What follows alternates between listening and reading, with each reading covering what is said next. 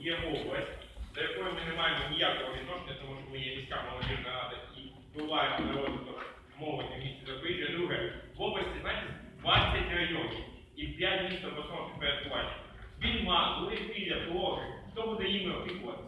Ми єдиний центр, де, в принципі, вони можуть отримати хоч якусь можливість розвитку, ми залишаємо. Це перше питання. Друге, як ми взагалі можемо опікуватися цим питанням? Мені не зрозуміло.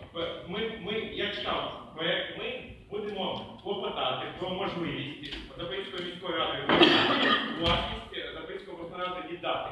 Чи є зараз питання, ви як голова, чи були якісь попередні домовленості з паном Самардаковим, з паном ВЛМ про можливість передачі такого об'єкту? Це перше. І друге питання, ключове для нас, чи Запорізька міська рада хоче прийняти це на свій баланс, тому що ми чітко знаємо, що є безліч, велика безліч об'єктів, які потребують фінансування, і які можна використовувати для молодіжного розвитку, а не брати в області єдине, що залишилось в принципі, на свій баланс, щоб область залишилась зелена. Хоча бюджет міста, ви чітко розумієте, виконання бюджету міста зараз скільки відсотків? Менше 50, це ми знаємо. І наступний рік можна закласти мільйони грошей для розвитку, а бюджет області набагато менше. Тому чому ми вириваємо оцей найважливіший кусок з області в місто? Дякую.